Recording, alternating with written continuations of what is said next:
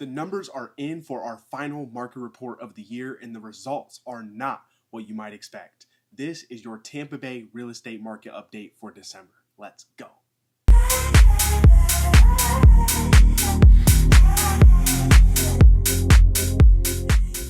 What is going on, YouTube? If you are new to the channel, welcome. And if you're returning, welcome back to the Living in Tampa Bay channel with Shandon. I am Shandon Kaya, your host for the channel and your trusted real estate advisor for the Tampa Bay, Florida area. Naturally, it is my job to keep you guys informed about what's happening in the real estate market in the Tampa Bay region. And in these videos, I like to cover 3 key metrics of data to do so. That's going to be your active inventory, your average days to sell, and your average sale price. In these videos, I like to encompass all 4 major counties of Tampa Bay, which are going to be Hillsborough, Pinellas, Pasco, and Manatee counties. I should also mention that the data I will be talking about will be discussing all residential properties. This includes single family, multifamily up to 4 units, as well as townhomes and condos. Before we jump into the numbers, I do want to remind you that I am a licensed agent in the state of Florida. So if you have real estate goals, questions, or dreams of moving to Florida or selling a property that you have here already, I would be honored to earn your business and help you make your transaction as smooth as possible.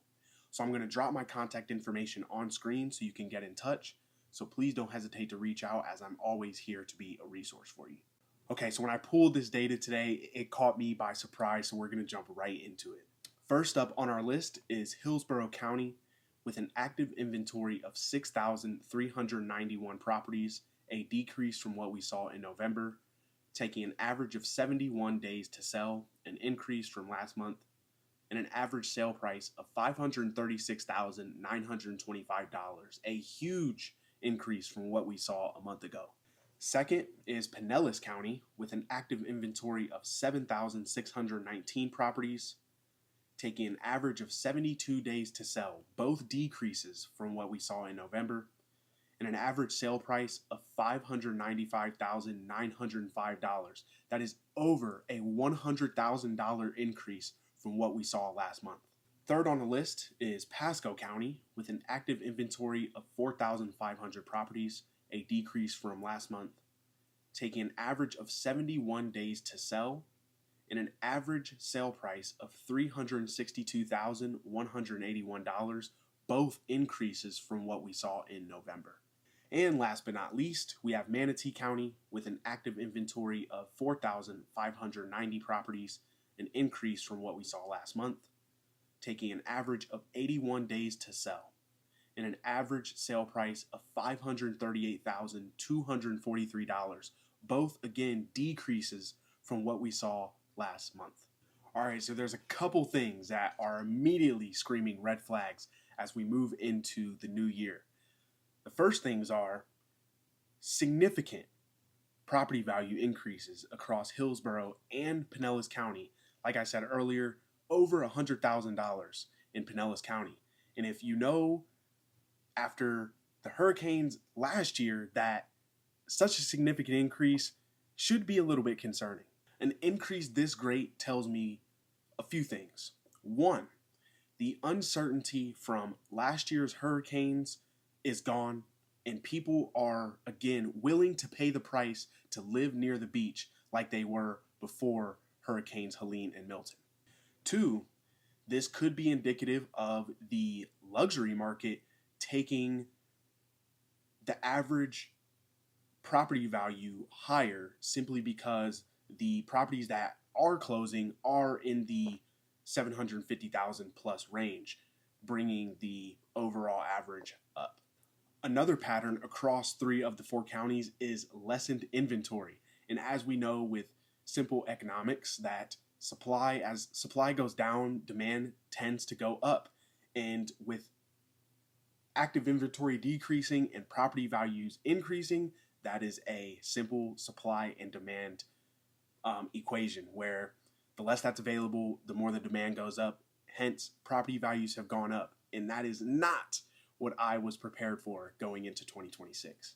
Speculation has said that buyer activity will be on the rise as we move into the new year, And a lot of people who are or have been sat on the sidelines are going to enter the market, and that demand is going to increase much different than what we've seen for the past about year and a half. Now, what does this mean for you as a buyer? If you are a buyer, someone who's been a little bit hesitant, whether it be because property values or interest rates or uncertainty of hurricanes, whatever the case may be, you could be in a situation where there's a neighborhood you love that you would like to live in, that you would like to own a home in. But if you pay the cost of waiting, now those same people who are like you, who are sat on the sidelines, all of you enter the market at the same time, you'll be competing for the same properties. And that means that property value goes up. You're going to be competing with multiple offers like you were in the surge of the post-COVID era. But, you know, who knows what will happen. But just based on the numbers here and what projections are saying, that is the most likely scenario. Now, don't get me wrong. I am on the side of let's bring back affordable housing. Let's bring back property values that are sustainable, that aren't inflated, that your average Joe, your blue-collar worker, your teachers can actually apply for a mortgage and get a mortgage payment that is sound for them and their family. But when you have demand shifts like this and property value increases, those dreams start to fizzle away. And it's an unfortunate turn of events, but hopefully this is just the snapshot for December and this doesn't carry on into the new year.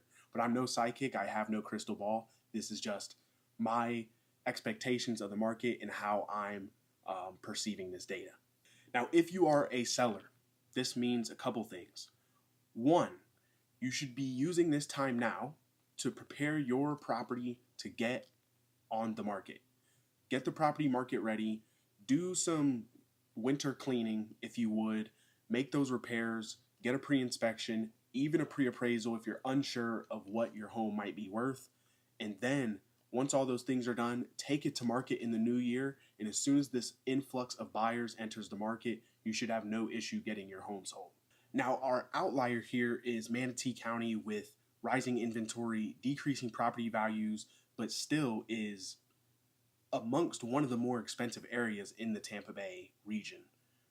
To no surprise, as we know, there's a lot of old money down there, a lot of retirement communities.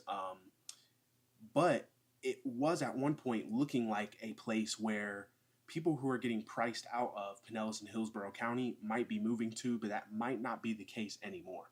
The time in which these properties are taking to sell is averaging out at about 73, 74 days on market, which tells us that the market is still considered balanced given we have 3 to 4 months of inventory. However, if things continue to shift, we will move back into a seller's market right after we were getting ready to enter one of the best buyer's markets we've seen in like 5 to 6 years. They say Q4, especially given the holidays, is when buyer activity slows down immensely, but this data says otherwise, and it tells me that a lot of buyers went ahead and took this time to get ahead, sift out the competition, and close on homes that they likely wouldn't have been able to get had they waited. That is honestly my only explanation for why these property values have taken such a large increase.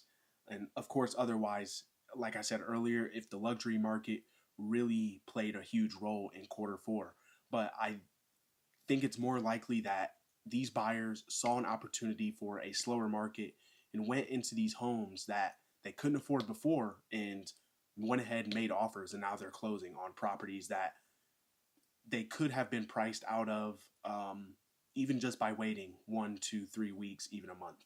So with this being the last market report of the year and Christmas being this week, I'd like to offer you guys some of my guides completely free. And I'm going to give you a few of them that will cater to both buyers, sellers, and those of you relocating, and also who might be PCSing from a different base into MacDill Air Force Base if you are a military veteran or military family. For my buyers, if you are a first-time home buyer, I'm going to drop the link to my home buying guide. It literally is an A to Z guide on every step you will need to take in order to position yourself to buy a home comfortably in 2026. It is the perfect resource for you if you are a novice to real estate, home buying, and typically first-time home buyers fit this description, and I think it'll be a perfect resource for you.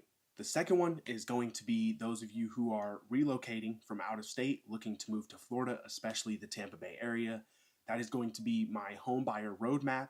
It is pretty much a sequence of events that your timeline will look like over the course of your planning your move, planning your trip here to see some homes, and then of course submitting offers, getting to the closing table, getting your keys, and calling Florida your new home. The third one is going to be my sold playbook for sellers. It gives you all the steps A to Z on how to best prepare your property for the market if you plan on selling in Q1 of 2026. And the last one will be my guide to PCSing to MacDill Air Force Base, exclusive for my active duty military families, and veterans who have orders or want to make MacDill Air Force Base a base of preference and want to call Tampa Bay home. This one I found has been super helpful to all of my military members who have to go through such a challenging process as a PCS. The links to all 4 of these guides are going to be in the description of this video. All you have to do is copy and paste the link into your search bar. It will take you straight to the PDF completely free. And after watching this video and kind of hearing my perspective on where the market is and where I think it's going to go, I'd like to hear from you guys and what you think or what your projections are for the 2026 real estate market. Or if you're open to sharing, please drop your goals in the comments. If I can help in any way, no matter where you're at, I have a network of agents across the country that is willing to help you achieve those goals. And if your goals happen to be in Central Florida, especially the Tampa Bay area, then even better, I'd love to help you out with those as well. So if you made it this far in the video, I want to ask that you go down, like, comment, and hit that subscribe button because it genuinely helps me continue to create more content like this for you guys. And I will remind you that I am a licensed agent in the state of Florida, so if I can help you with those goals that I mentioned earlier, please do not hesitate to reach out. I'll drop my contact information on screen one more time so you guys can get in touch. And do not hesitate to reach out. I'm here to answer any questions you have and be a resource for you.